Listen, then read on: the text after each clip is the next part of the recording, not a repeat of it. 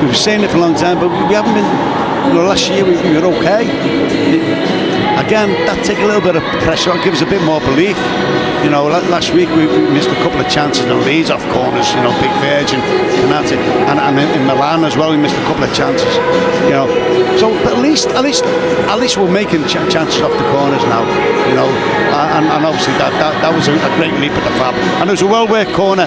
Liverpool done that well by standing on the goalkeeper and then moving off, get people round the back. Great ball by Mo. We will be back pitchside very shortly. Mark Benstead, the crew are just getting ready.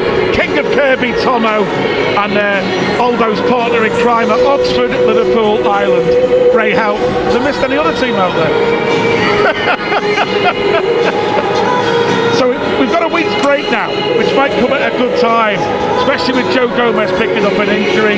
Get Frimpong fit again. Conor Bradley will be back for Tottenham. Tottenham away next Saturday, our next game, Aldo, the last one before Christmas. And they've had a problem in home games this season, haven't they? You never know quite what to expect from a Tottenham side. Yeah, but they won last week, didn't they? So that'll give them a bit of belief. But it's short-lived, we'll have to wait and see. Look, one thing I'll say, I don't think it'll be a 0-0. You're all mate with Charlison up front, as long as he doesn't score. Aldo, enjoyed it with you. All the best. Have a great Christmas, Tom. All the best, yeah. Cheers, all. The perfect way, isn't it, to go into Christmas, our last game before the festive period, and we get the win. It finished here today. Liverpool 2, Brighton 0. The legend, Mr. Mark Benstead, take it away. Thank you, gents. A thoroughly enjoyable afternoon at Anfield as Hugo Ekitike's double secured a 2-0 win over Brighton, and in truth, it could have perhaps been more. Let's take a quick look at the full picture in terms of this weekend's Premier League matches.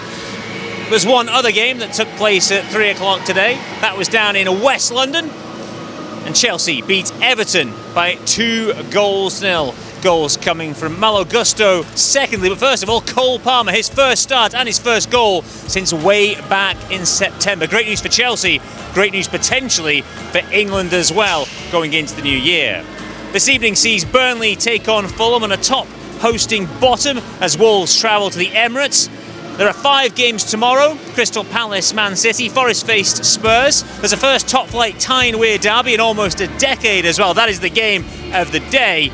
And it's West Ham, Villa, and Brentford Leeds is the 4:30 fixture. Monday Night Football sees Man United host Bournemouth. This is how the top of the Premier League table looks as things stand. Liverpool's win moves them up to 6. They are back above Manchester United and Everton, as it should be. Brighton, well, they drop down to 9th. Chelsea move up into 4th.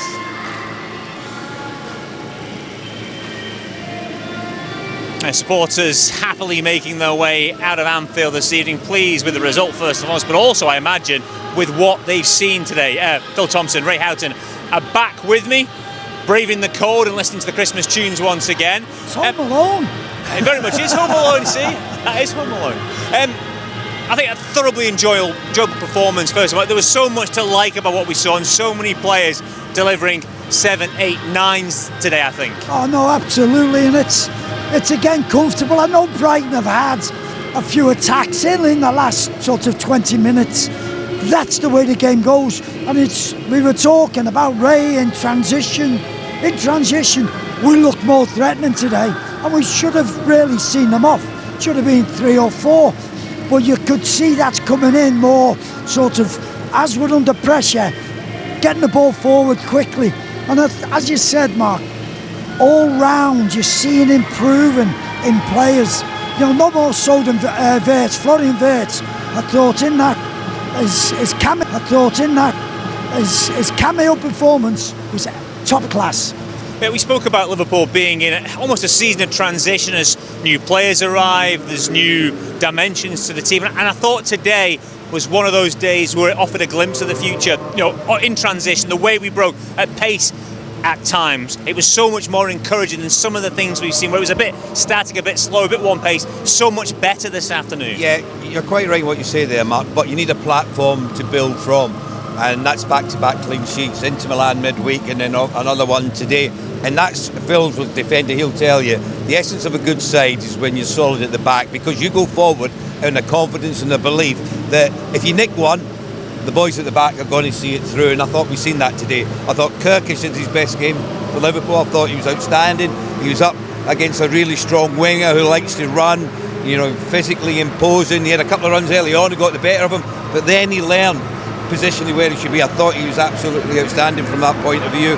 Big Ibu, you know, that was another big plus for him today. Phil and I were talking about him. Look back to his best, he's passing forward, he's winning headers in the box. We gave up 1 or 2 half chances, but expect that. They're a decent team. They're a good footballing side. We've talked about Brighton before the game. They'll come and they'll have a go at Liverpool. But I thought overall it was an all-round really good performance on the back of what happened midweek, and now the boys can have a few days, reflect on what's gone on and push on again next Saturday against Tottenham. Ray's right to highlight the defensive side of today's performance and right to highlight Hugo Ekitike. I thought it was really good what we've seen from him in both the games this week. And there was a moment first half where the play was going down the wing, and rather than trying anything fancy, trying anything overcomplicated, he just put it out, got back in position. I thought that was kind of indicative of almost going back to what the basics, what we liked about him last season in the performance the last couple of days. It's in general what a centre-back should do, and as I've said, your centre-backs are there to defend. You make the least mistakes as a centre-back, the better player you become, because you know opposition players or teams, they go, he's going to make a mistake today. I did, as a sort of an assistant manager, looking at statistics, he will make a mistake. You've got to be ready for it. That's what happens, and you've got to get out of that habit. Remember, Robbo went through that in a little bit of a time last year, and I just think Ibu, but Milos Kerkez also, I thought he was outstanding today. There was also a nice moment, I think second half, Brighton had a little spell, dangerous ball into the box, and the guys got back and they managed to clear the danger. It was a great kind of effort, players getting back, and there was that moment where Ibu turns around, celebrating it with the other defenders, and I like to see that from a defensive unit. It is, and it shows there's a sort of a togetherness as well, and it's not just one person who has to do that role. You are, and I always believe it's as a unit. You as a back four, you do your job. The lads, midfield, up front, let them sort of get the applauded, scoring goals and everything. Our job is to knock and seed. And what we've done today, we've won the game 2-0, we're comfortable, we've played well at the back, and it's 5 games unbeaten. And we're on that little bit of a charge. Yeah. Don't forget with Ibu today, he played with 3 different right backs. I mean, he started with 2 of them are Gomez. midfielders. He started off with Joe, and then Dominic went back there, then Curtis. And that's difficult as a right-sided centre-back, because you know you're getting different types of players coming back in and out.